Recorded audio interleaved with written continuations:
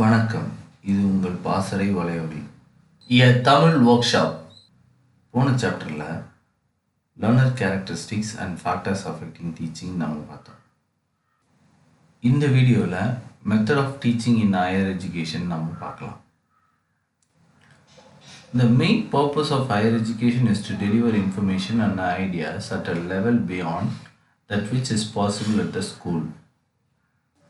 உயர்கல்வியோட நோக்கமே பள்ளி கல்வியை விட மேலான தகவல்களையும் அறிவுபூர்வமான விஷயங்களையும் மாணவர்களுக்கு சொல்லித் தருவது தான். There are two methods of teaching in higher education: student-centric method and teacher-centric method.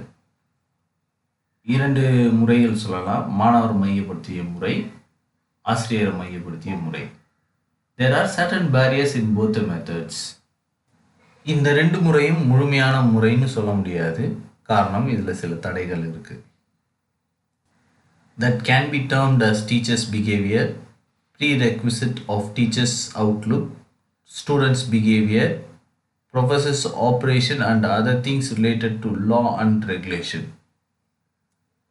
உயர்கல்வி கற்பித்தலில் தடைகள் ஏற்பட காரணமாக இருப்பது ஆசிரியருடைய நடைமுறையும் அவருடைய புறத்தோற்றமும், மாணவர்களோட நடத்தையும் அவர்களுடைய புறத்தோற்றமும், ஆசிரியர் பாடம் கற்றுக் கொடுக்கும் முறையும், அது சார்ந்த சட்டத்திட்டங்களும் வழிமுறையும் காரணமாகிறது. The best method of teaching is one which motivates students to learn. மாணவர்களை ஊக்கப்படுத்துவதே ஒரு சிறந்த கற்பித்தல் முறை என கொள்ளலாம். அடுத்ததாக learning aims of higher education. இதில் ஒரு 5 கேட்டகரிஸ் இருக்குது. இந்த 5 எய்ம்ஸ்குள்ளேயும் ஒவ்வொரு எய்ம்லேயும் ஒரு 10 மெத்தட் ஆஃப் டீச்சிங் வரும். ஃபஸ்ட்டு நம்ம அந்த 5 மெத்தட் என்னன்றதை பார்ப்போம். அதுக்கு அடுத்து அந்த 10 மெத்தட்ஸ், ஒவ்வொரு கேட்டகரியிலையும் 10 மெத்தட்ஸை அடுத்து பார்க்கலாம். Disseminate knowledge. The capability of to use idea and information. Develop the students' ability to test idea and evidence. Facilitates the personal development of students. Develop the capacity of the students to plan and manage their own learning. These 5 aims have 10 common teaching methods. Arranged in order will vary accordingly. Disseminate knowledge. அறிவை பகிர்தல். Develop the capability of to use idea and information. தகவல்களையும் கருத்துகளையும் பரிமாறும் திறனை வளர்த்தல். Develop the students' ability to test the ideas and evidence. கருத்துக்களையும் தரவுகளையும் பரிசோதித்து பார்க்கும் ஆற்றலை அல்லது பரிட்சார்த்த முயற்சியில் ஈடுபடும் ஆற்றலை வளர்த்தல். Facilitate the personal development of the students. தனிநபர் திறனை மேம்படுத்துவது. Develop the capacity of students to plan and manage their own. தங்களை தாங்களே மாணவர்கள் நிர்வகித்துக் கொள்ளும் ஆற்றலை வளர்த்தல். Disseminate knowledgeல ஒரு 10 மெத்தட்ஸ் இருக்கு. ஃபர்ஸ்ட் லெக்சர், விரிவுரை அளிப்பது. அப் டு டேட் டெக்ஸ்ட் புக், சமீபத்தில் உருவான பாடப்புத்தகங்கள். ரீடிங், மாணவர்களை வாசிக்க வைப்பது. ஹேண்ட்அவுட்ஸ், மாணவர்களுக்கான கையேடுகள் அளிப்பது. கெஸ்ட் லெக்சர்ஸ், தொழில்துறையில் உள்ள மாற்றங்களை தொழில்துறையினர் வாயிலாகவே விளக்கம் கொடுப்பது. Use of exercise that require students to find up to date knowledge. பயிற்சிகள் வாயிலாக நவீனமான விடயங்களை மாணவர்களுக்கு அறிமுகம் செய்வது. Develop skill using library and other learning sources. நூலகங்களை உபயோகிக்கும் முறையும் அது சார்ந்த மற்ற பிற விடயங்களையும் மாணவர்களுக்கு கற்றுத்தருவது. திறன்களை மேம்படுத்துவது.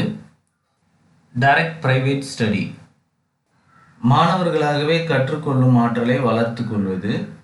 ஓப்பன் லேர்னிங் மெட்டீரியல், ஒரு திறந்த வெளியில் மாணவர்கள் கற்கும் திறனை வளர்த்து கொள்வது. யூஸ் ஆஃப் இன்டர்நெட், இணைய சேவையை பயன்படுத்துவது. இந்த 10 கற்பிக்கும் முறைகளும் அறிவை பகிரும் முறைகள் என்று சொல்லலாம். Develop the capability of to use idea and information. கருத்துக்களையும் தகவல்களையும் பயன்படுத்தும் திறனை வளர்க்கும் முறை. இதில் பார்க்க போகிற மெத்தட்ஸில் கேஸ் ஸ்டடி, வழக்குகளை ஆய்வு செய்வது, ப்ராக்டிகல்ஸ், செய்முறை பயிற்சி அல்லது தேர்வு, ஒர்க் எக்ஸ்பீரியன்ஸ், பணி சூழலுக்கான அனுபவம், ப்ராஜெக்ட், செயல் திட்டங்களை வடிவமைத்து செயல்படுத்துவது, டெமான்ஸ்ட்ரேஷன், செயல் விளக்கம் அல்லது திட்ட விளக்கம் என கூறலாம், குரூப் ஒர்க்கிங், குழு செயல்பாடுகள், சிமுலேஷன், மாதிரிகளை உருவாக்குவது, ஒர்க் ஷாப், கூட்டு பயிற்சியில் ஈடுபடுவது, டிஸ்கஷன்ஸ் அண்ட் டிபேட்ஸ், விவாதங்கள் கலந்துரையாடல்களில் பங்கேற்பது. இந்த 10 முறையும் தகவல்களையும் கருத்துக்களையும் பயன்படுத்தும் திறனை வளர்க்கும் முறைகள் என சொல்லலாம். Develop the capability of to use idea and information. தகவல்களையும் கருத்துக்களையும் பரிமாறும் திறனை வளர்த்தல். செமினார் அண்ட் டுட்டோரியல்ஸ், பயிற்சி கருத்தரங்குகள். சூப்பர்விஷன், மாணவர் செயல்களை மேற்பார்வையிடுவது. ப்ரெசன்டேஷன், காட்சி விளக்கங்கள் கொடுப்பது. எஸ்ஏஸ், கட்டுரைகள் வழியாக விளக்கங்கள் கொடுக்க செய்வது. ஃபீட்பேக் ஆன் ரிட்டன் ஒர்க், எழுத்துப்பூர்வமான விடயங்களுக்கான விளக்கங்களை தருவது. லிட்ரேச்சர் ரிவ்யூ, மேற்கோள்கள் காட்டுவது. எக்ஸாம் பேப்பர்ஸ், தேர்வுகளை எதிர்கொள்ளும் முறைகளை கற்பித்தல். ஓப்பன் லேர்னிங், வெளிப்படையான கற்கும் சூழல். பியர் அசஸ்மெண்ட், சக மதிப்பீடு. செல்ஃப் அசஸ்மெண்ட், சுய மதிப்பீடு. இந்த 10 முறையும் develop the students ability to test ideas and evidence கீழே வரும். அடுத்ததா facilitate the personal development of students, தனிநபர் திறனை மேம்படுத்துவது. இதில் ஃபர்ஸ்ட் மெத்தடாக நம்ம பார்க்க போகிறது ஃபீட்பேக், மாணவர்களுடைய எண்ணங்களை அறிவது. எக்ஸ்பிரிமெண்டல் லேர்னிங், பரீட்சார்த்த முயற்சி வழியாக மாணவர்களுக்கு கற்பிப்பது. லேர்னிங் கான்டாக்ட்ஸ், கற்றலில் உள்ள தொடர்புகளை எடுத்துரைப்பது. ஆக்ஷன் லேர்னிங், செயல்வழி கல்வி. லேர்னிங் லாக்ஸ், கற்றலில் உள்ள படிநிலைகளை பதிவு செய்தல். ரோல் பிளே, போல செய்தல். ஸ்ட்ரக்சர்ட் எக்ஸ்பீரியன்ஸ் இன் குரூப், குழு உறுப்பினர்களுக்கு சமமான வாய்ப்புகளை ஏற்படுத்தி தருவது. ரிஃப்ளெக்டிவ் டாக்குமெண்ட்ஸ், ஆவணங்கள் வழியாக பதிவுகள் செய்வது. செல்ஃப் அசஸ்மெண்ட், சுய மதிப்பீடு. ப்ரொஃபைலிங், விவரங்களை குறிப்பெடுத்தல். இந்த 10 கற்பிக்கும் முறைகளையும் உயர்கல்வியில் தனிநபர் திறன் சார்ந்து வளர்க்கும் முறைன்னு நம்ம பார்க்குறோம். இந்த டேபிளோட லாஸ்ட் பார்ட்டான develop the capability of students to plan and manage their own, தங்களை தாங்களே மாணவர்கள் நிர்வகித்து கொள்ளும் ஆற்றலை வளர்த்தல். இதில் இருக்கிற 10 முறைகளை இப்போ நம்ம பார்ப்போம். லேர்னிங் கான்டாக்ட்ஸ், கற்றலில் உள்ள தொடர்புகள் அல்லது கற்றலால் ஏற்படும் தொடர்புகள். ப்ராஜெக்ட்ஸ், திட்டமிடல். ஆக்ஷன் லேர்னிங், செயல்வழி கல்வி. ஒர்க் ஷாப், பயிற்சி பட்டறைகள் வழியாக கற்றல். மென்டரிங், ஆசிரியரின் துணையோடு கற்பிக்கும் அல்லது கற்கும் முறை. ரிஃப்ளெக்டிவ் லாக்ஸ் ஆர் டைரி, செயல்களின் கால அட்டவணை, கையேடு, குறிப்புகள். இண்டிபெண்டன்ட் ஸ்டடி, சுதந்திரமாக கற்கும் சூழல். ஒர்க் பிளேஸ்மெண்ட், பணி நியமனம் வழங்குதல். போர்ட்ஃபோலியோ டெவலப்மெண்ட், சுய விவரங்களை குறிப்பெடுப்பது அல்லது வளர்த்தெடுப்பது. டெசர்டேஷன், ஆய்வுகளை சமர்ப்பிப்பது. இந்த 5 பிரிவில் நம்ம பார்த்த 10 முறைகளும் கிட்டத்தட்ட ஒரே மாதிரி இருக்கும். ஆனால் இந்த 5 பிரிவுகளுக்கு ஏற்ப அந்த 10 முறைகளோட வரிசை மட்டும் மாறிட்டே இருக்கும்.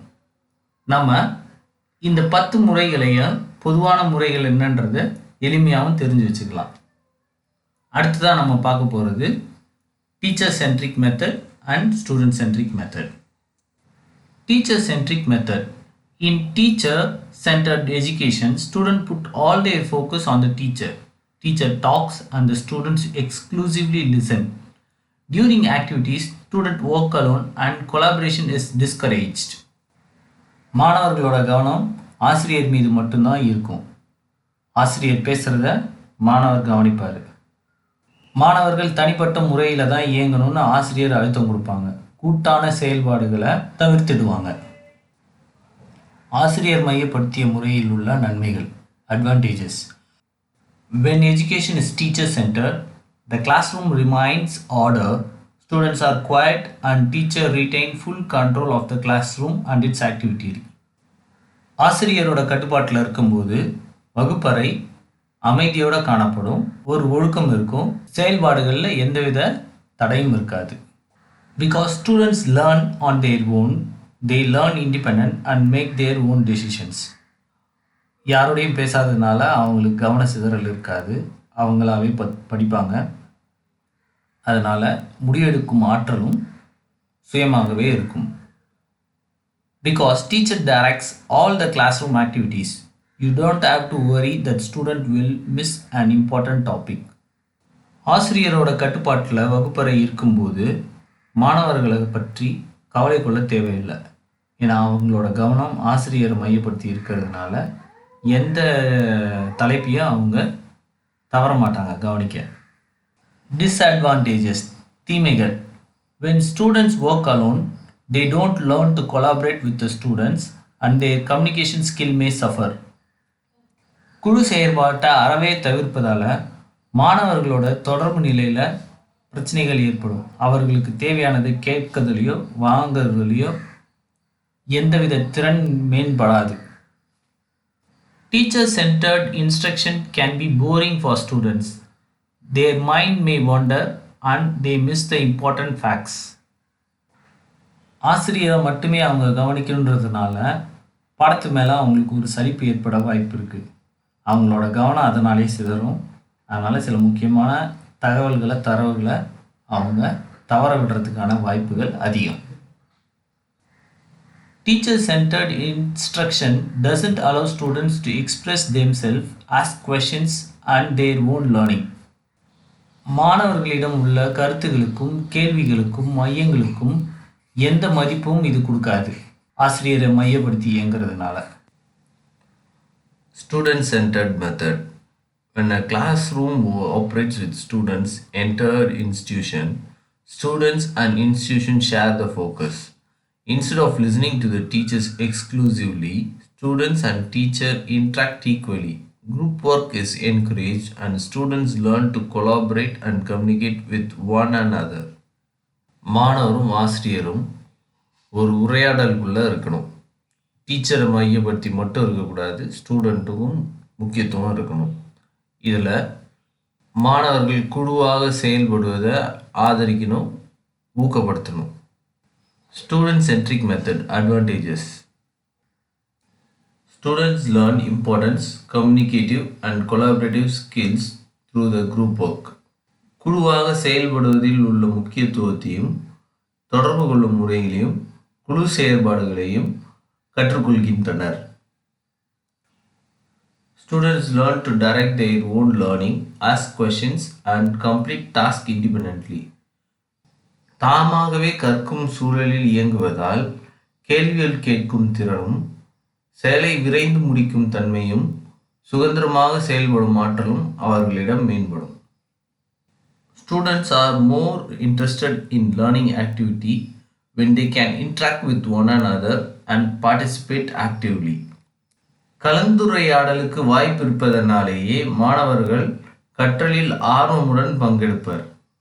டிஸ்அட்வான்டேஜஸ், தீமைகள்.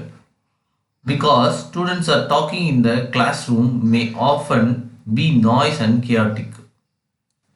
எப்பொழுதும் பேசுவதற்கு மட்டுமே வாய்ப்பாக அமையக்கூடும். அதனாலேயே வகுப்பறை சூழல் சத்தமுடன் சலசலப்புடன் இருக்க வாய்ப்பு அதிகமாக உள்ளது.